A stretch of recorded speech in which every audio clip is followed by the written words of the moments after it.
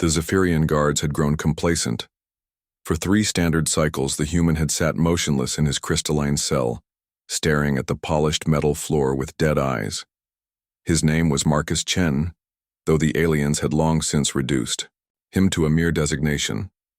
Specimen 7741H.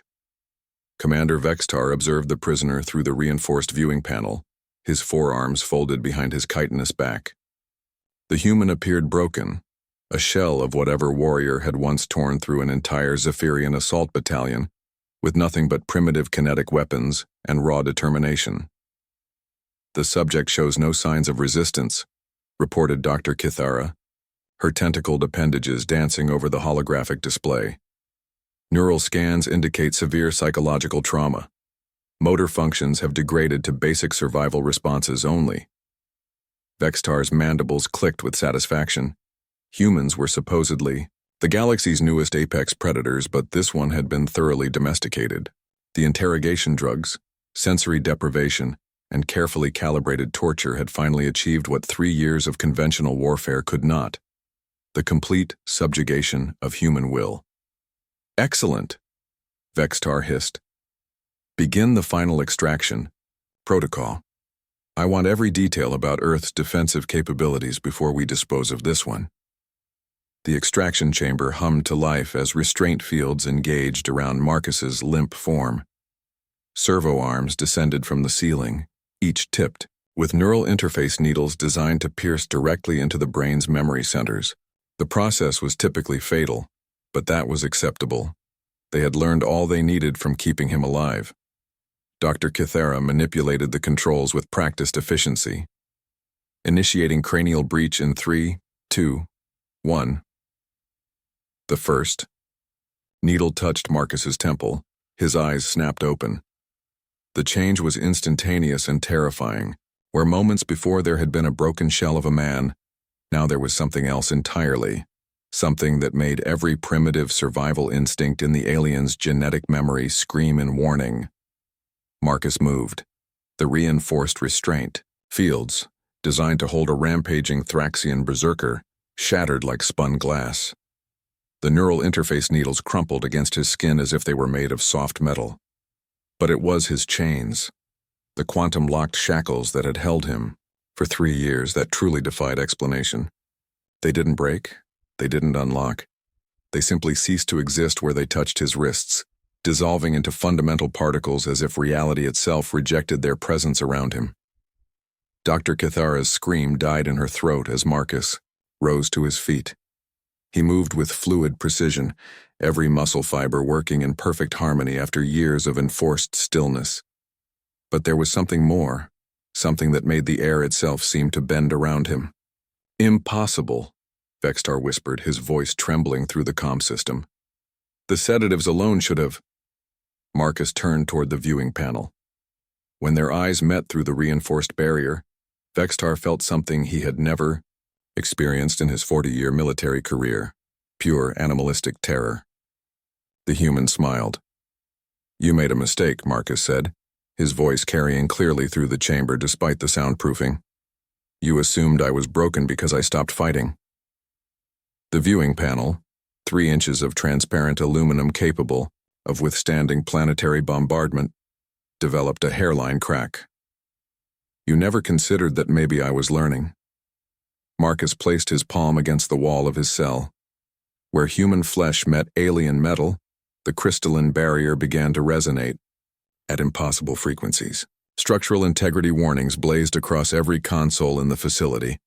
Dr. Kithara's tentacles flailed as she desperately tried to activate emergency protocols. "All units to detention level 7. Code Omega. The specimen has—" The wall exploded outward. Marcus stepped through the breach as klaxons wailed throughout the research station.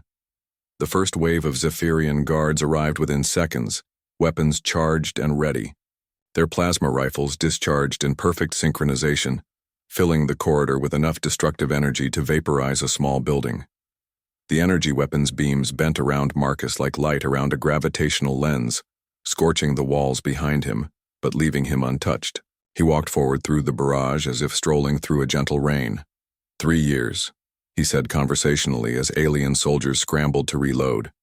3 years of your scientists poking around in my head, thinking they were breaking me down. But every probe, every scan, every violation, it taught me something about how your technology works.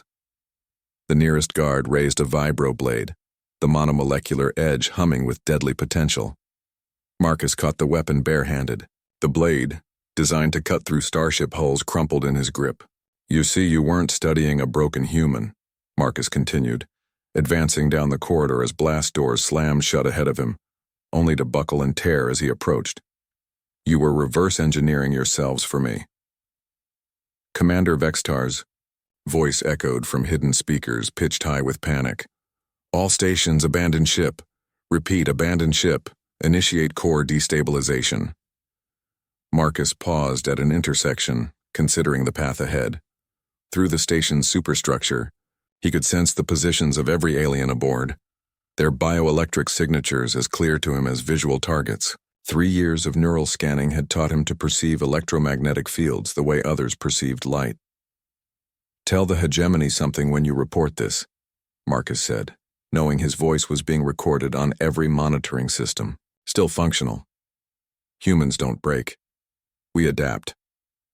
The station's central core began to overload, containment fields fluctuating as emergency systems failed one by one. Marcus placed his hand against the nearest wall and felt the pulse of the station's power grid like a heartbeat.